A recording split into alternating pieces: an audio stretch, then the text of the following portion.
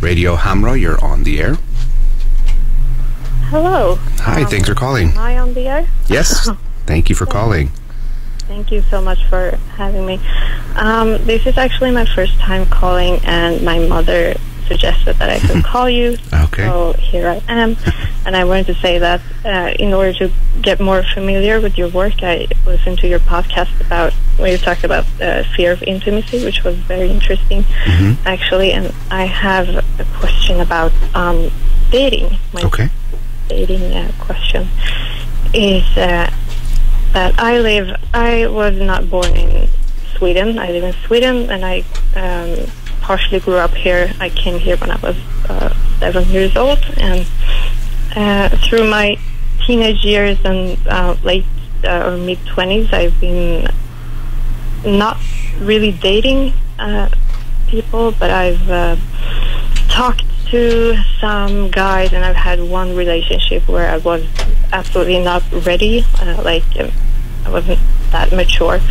And now I have matched with somebody on a dating app that is called Hinge, and I think he's a really mature and good guy.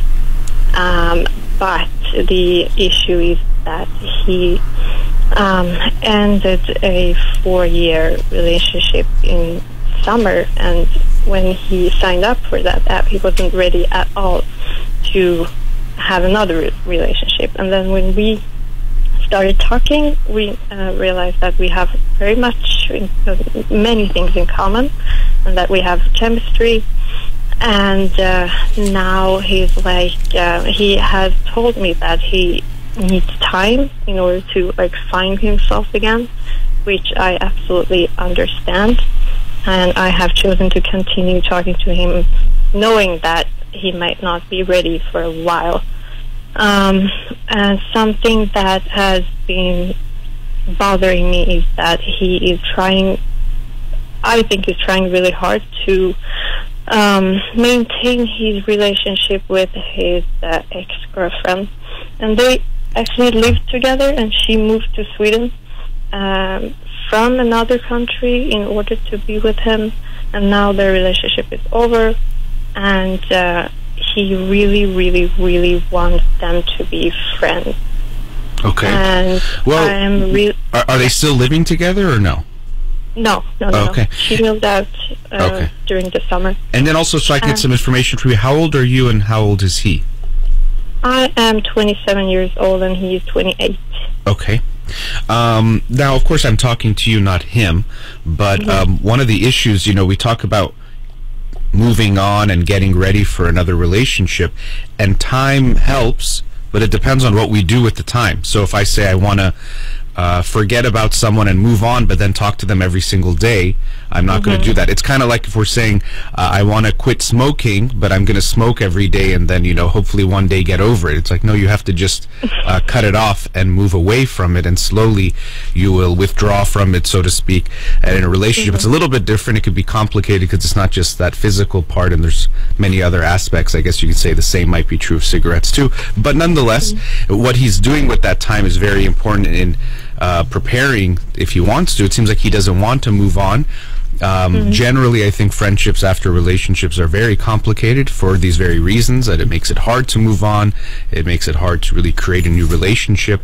So it does seem like there's a lot of complications there. Now, yourself, you said you listened to that episode on fear of intimacy. I'm not sure if you felt you could relate to that yourself when you listen to it, because what we would have to be just off the bat aware of is, are you choosing someone who isn't fully available? Because in some ways that's also safer for you, that he won't in a way not force you, but actually create the opportunity where you could get close. So you might be simultaneously frustrated that he's not as available, but you might be also choosing him for that very reason as well.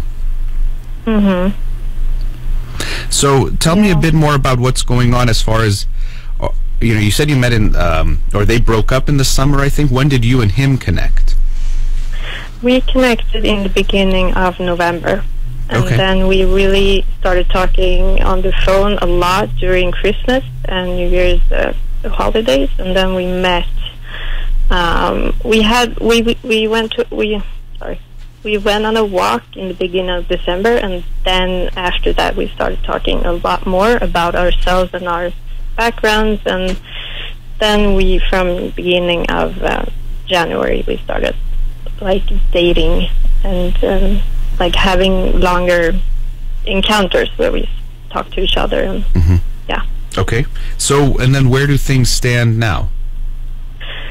Well, the conversation began last Thursday when he dropped off some things that the ex-girlfriend still had left at his place, and then they had the opportunity to talk, and they wanted to have a closure. Like, he wanted to have a closure talk with her 2 weeks ago, and then she freaked out apparently and told him that she doesn't want to have anything to do with him.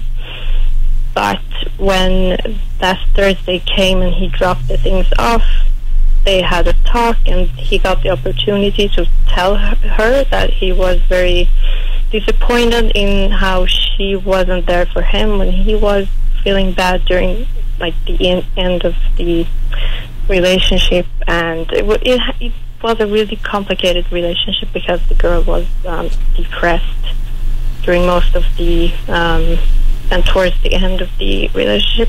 But he told me that they had talked and that it felt good, but I was really bothered. And what I'm interested in finding out in myself is that I do trust him when he says that he's not interested in the sexual part. It's totally platonic what he wants to achieve, to like maintain with this girl.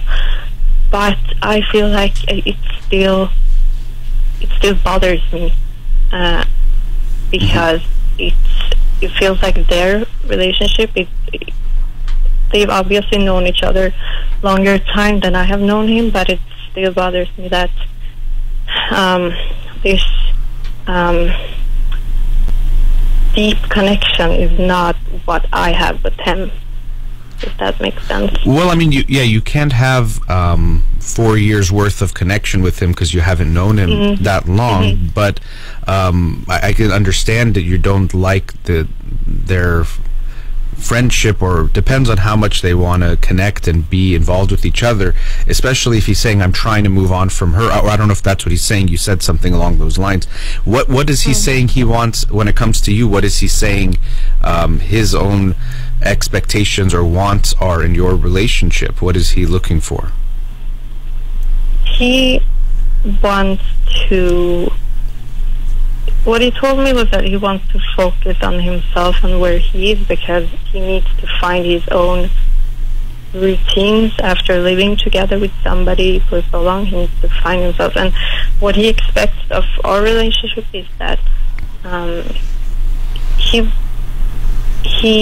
told me that he in a previous conversation he said that he doesn't want to close any doors. Like, he's open to the thought of us being more serious or being more involved in the future, and he wants to be there for me, and he wants to encourage me to reach my goals and all that stuff. But we have not talked about anything serious, like moving in together or anything like that.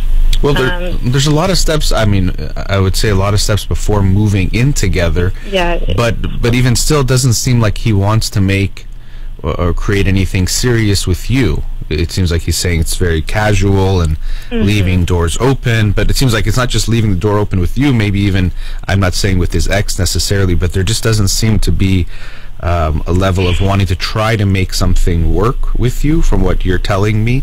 What are you looking for at this time? Well, this is where it gets complicated, because to be honest, I have zero expectations. I've always had my own idea of what I want in a relationship, but I've never known about it that much to be able to define it in words. So I think that must be why I've always had crushes on the wrong people, or I've been like talking to people for so long time and not being more involved with them. And what I see in front of me now is that I have this cool, great guy whom I can talk with about anything with, and I would like to explore more opportunities with him. And I'm open to also hopefully someday have I'm interested in just experimenting and finding out what this can lead to. I'm not eager to have a husband or whatever. It's really complicated to talk about what does a serious relationship mean. I'm not really sure. I know. But we have talked about being exclusive, so we don't date anybody else. But I can't wrap my head around if I know that is not a universal answer to this, but am I okay with him trying to repair his relationship with his ex in a few months, because they have told each other that they're not going to talk until she's ready to reach out again. I don't know if I'm willing to spend a few months on waiting and see if she will reach out or not, because his goal is to have language. She teaches Spanish, and he wants to have Spanish classes with her. Okay. It is. Yeah, you said this is where it gets complicated, but it was already complicated before that, and it seems like it's getting more and more complicated. And I'm not sure. Yeah, it seems like you're not sure what you want.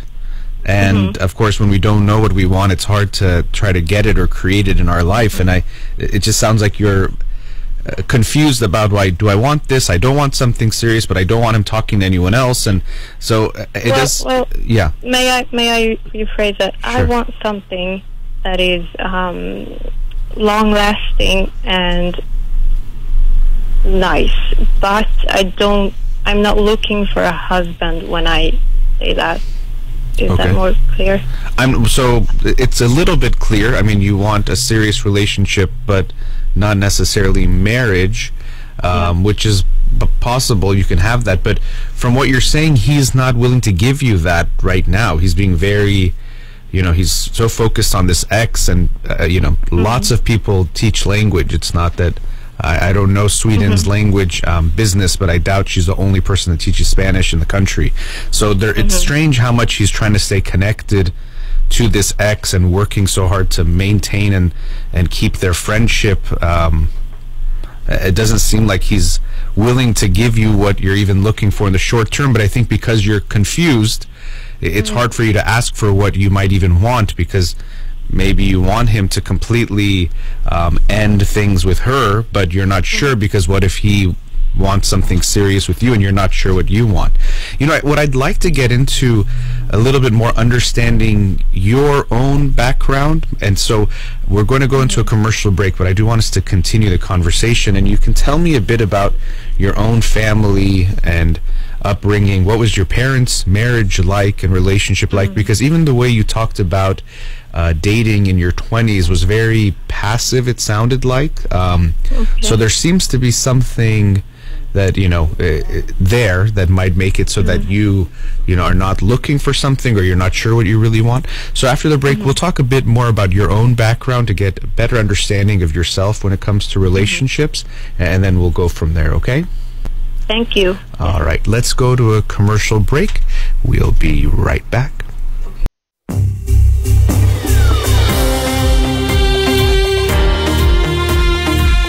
Welcome back. Before the break, we're with a caller. Let's go back to her now. Radio Hammer, are you still there?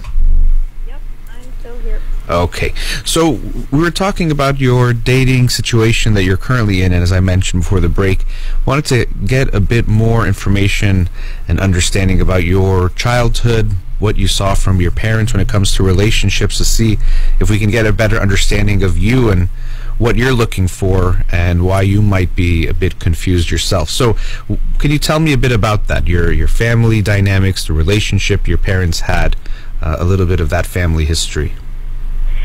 Well, my parents are still married. And I don't have any siblings. Okay. What else can I tell you? My parents have not had the best relationship, and they have fought during times in my childhood and teenagehood, and up until recently, actually. But they're getting along now, and they've been on the verge of getting divorced, and they have not gone through with it. Yeah. Okay. What's your relationship like with your father? It could have been better, actually, because since I live with them, and since there's a pandemic now, I try to not hang out with them at all, because I don't want to risk, because my job requires me to go to work, and I don't want to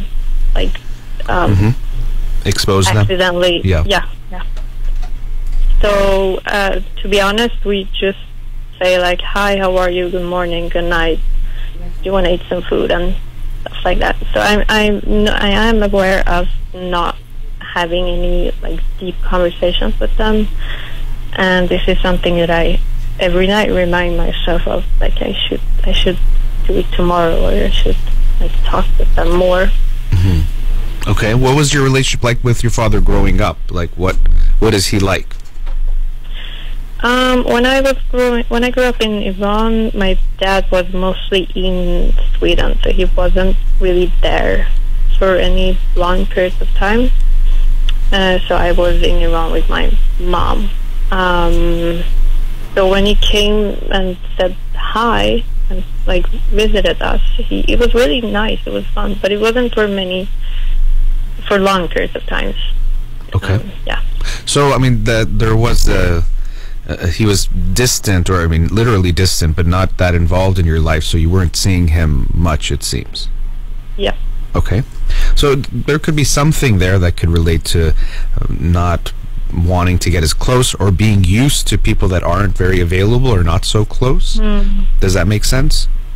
Absolutely. Yeah. And I think also, if we turn it around, I think I'm extra sensitive to goodbyes as well, since I was always sad when my dad said goodbye and left. And also when we moved to Sweden, I think that affected me very much when it comes to departures. Yeah, that makes sense. The hellos and goodbyes, and not having a lot of control over them. And it's tough, because in these type of situations where you're saying he would come and then go, when he was there, I'm sure you'd want to enjoy him, but it was also bittersweet, or you might have been afraid to get too close because you knew he would be going again, or you maybe didn't know exactly even when. But that can make it tough for the child to really want to get close or be comfortable getting close, because you know that very soon you'll have to face that painful goodbye again. And so it could feel safer at times, or even as a strategy going forward, to think it might not be better to get close to people, because then you have to risk saying goodbye. It's more comfortable not to get close. So that makes sense. So there might be some of that, even the way, it was just in a sentence or two, and you talked about dating in your 20s. It sounded very passive the way you described it, like I didn't, or I wasn't doing it, but there wasn't this sense that you're wanting to be close to anyone. And not in the sense that we should need to be close, but we can have a desire for closeness, that it feels nice to have that. And I could see that for you it might be a little mixed up, that you're not sure, do you want to be close, or it's a little bit risky to get close. And so the current guy you're talking to, although it's frustrating and it's bringing up some feelings you don't like, there might be some way that you like to choose someone this way because he's not as available, and so it makes it safer for you to not get as close to him. Yeah. And also, growing up, not as a non-white person, I've always had that in my mind when it comes to dating, that white people, white guys would never be interested in me. Which is, this guy I'm dating now is white, and that I was very proud in the beginning of our friendship with this guy. That one, that he's white, and I've managed to gain his attention, and that we get along. We have so much to talk about, and then he's not from my field of interest. He's a computer developer, or whatever you call it in English. And my main safe area where I always looked for guys has been the culture, the field of arts, because I've thought that this field is where I find my ideal partner and somebody who I have things in common with. So I'm really proud of breaking those beliefs in myself that I can't get along or get somebody outside of my comfort zone to be interested in me. But I do agree also with what you were saying about non-availability.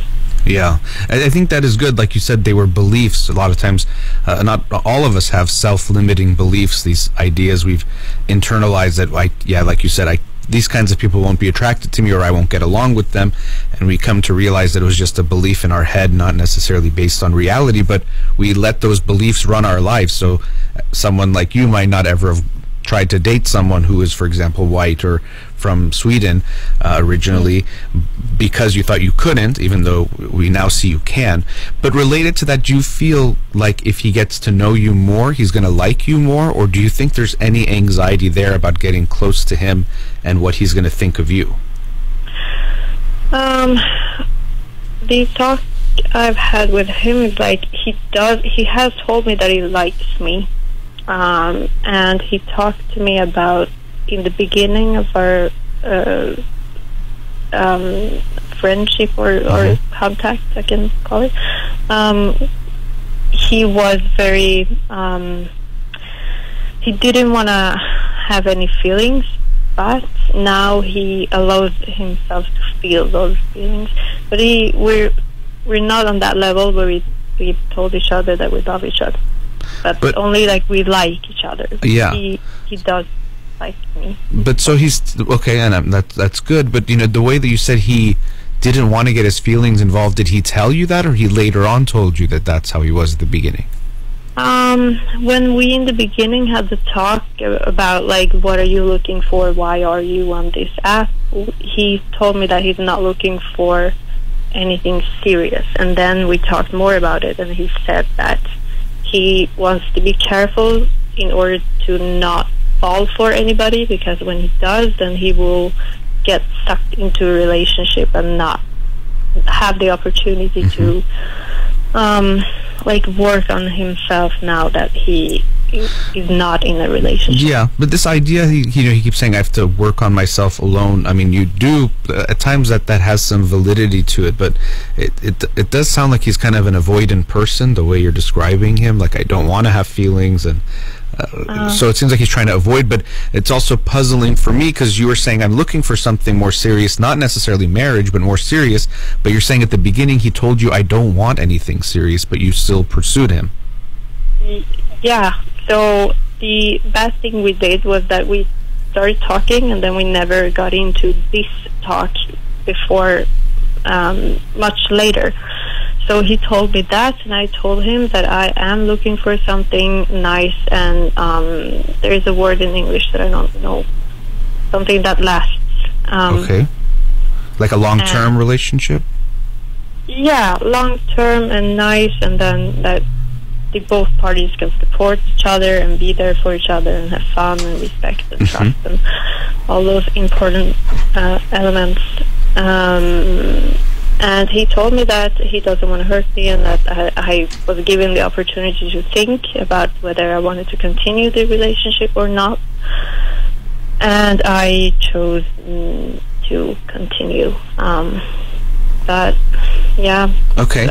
If this is for help, if this piece of information helps for context, I want to say that this latest relationship was 4 years, and then before that he had a 3-year relationship, and they happened very close to each other.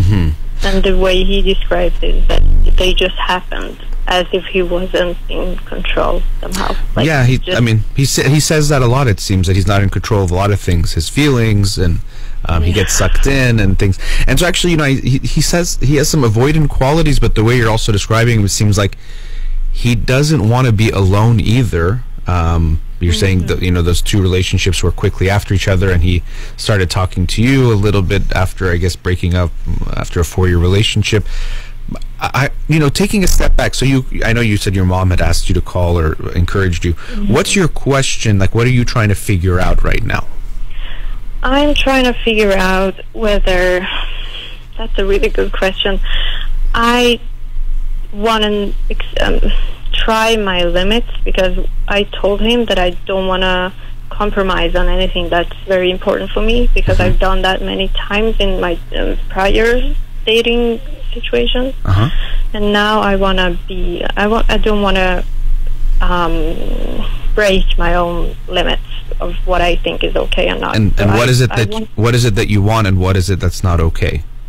That is something that I would like to find out, because I know that I've had very big issues with feeling left out and not feeling that I'm enough when it comes to relationships and my partner's other friendships. So I want to see if this is something that I could get stronger from by trying it out. If I accept that he eventually, if this happens, that he gets to be friends with his ex, and I trust that it's only platonic. Is it okay, or is it something that I shouldn't accept? This is what I'm trying to wrap my head around. I don't know if it's black or white, but the thing is, you're almost asking me to tell you what you feel, because you said I don't want to compromise on something I want or don't want, but you don't know what it is you want, or maybe you're not trusting yourself of what that is. And when I'm hearing you talk, and it's you mentioned this word in English, so I'm assuming that English obviously is not your first and maybe not even your second language. So some of it could be language, but it seems like it's hard for you to describe what you're going through, or what you're feeling, or what you want. A little bit I get this feeling of floating, like you're kind of just, things are happening and you're kind of letting them happen, which seems to be kind of what he says too, of just things happen. And so it seems like, what I would recommend is that you have to get some clarity of, what do I want, and then go get it. And if he's not giving you that, you'd have to, it's your choice, but it would make sense to walk away from that. But it seems that you're kind of just saying, I'm not going to accept this, and then he's doing that, and you're kind of like, okay, but maybe it's good for me to learn from that. And it just seems like it's a back and forth. You're not really sure what you even want, what you don't want, what's acceptable to you, what you're looking for. Because I don't get the sense the way that you're saying he's so focused on getting close with his ex is a little strange. It doesn't seem like to me someone who's trying to create a strong relationship with someone else, and that I want to take lessons from them. That these things don't really add up to someone who's really an available partner to me, that they're trying to make it work with you. And that has nothing to do with, I need to work on myself and create habits. Trying to get closer to his ex is not part of taking care of himself. So it doesn't really, to me, make sense to say, I'm really trying to be alone and work on myself, but I'm really trying to get close with my ex and make sure we have a close relationship, friendship even. Does not seem to add up. So I do think there's something that him being unavailable is a little bit familiar and comfortable for you, but it seems like it creates this anxiety that you're also used to, which you probably experienced with your father, of him kind of not being around or being there and leaving because of this whole thing, and moving, as you said, and being an only child. There's probably a lot that you absorbed, and it does seem like you're trying to just go through life but not really give yourself the life you want, kind of like a survival rather than a, this is what I want and I want to get it or make it happen. And of course with relationships we don't have perfect control because we have to find someone and make it work and all of that, but there does seem to be a lot of floating. So I would recommend, I think therapy is good for everyone, but for you to go a little bit deeper into yourself, because like I said, some of it might have been language, but in asking you questions I could tell it seemed a lot of things you were unsure about yourself and what you're feeling and what you want. So I would recommend a longer term therapy to get closer to understanding yourself, get out of that comfort zone, and you might even decide you don't want marriage, or you don't want this or that, but to do it in a more intentional way rather than just it's kind of happening to you. Yeah. I looked up the word and it was durable. I don't know if it's... that works. Durable. Yeah, durable means kind of strong, I guess, or it can like take, it could withstand some things. But yeah, I think you want a stable, strong relationship, as most people do. But I think you're also afraid of a stable, strong, long-term relationship. That's why you're in this, what we'd call ambivalence. You're kind of one step in, one step back, kind of going, and then he kind of seems to be the perfect dance partner for you because he gets a little bit close and then gets far away too. And so you can stay in this, but it's going to be this familiar anxiety that you're comfortable with, but I don't know if it's best for you.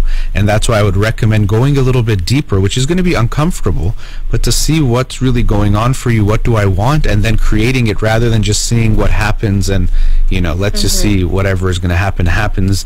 And that's it. So that would be my recommendation for you. And to also, you can't ask me or anyone else what you're feeling. At the end, you're going to have to say, this is what I'm okay with and this is what I'm not okay with, and go based on that. But good luck with that. Thank you for calling. Thank you so much. Sure. Have a great day.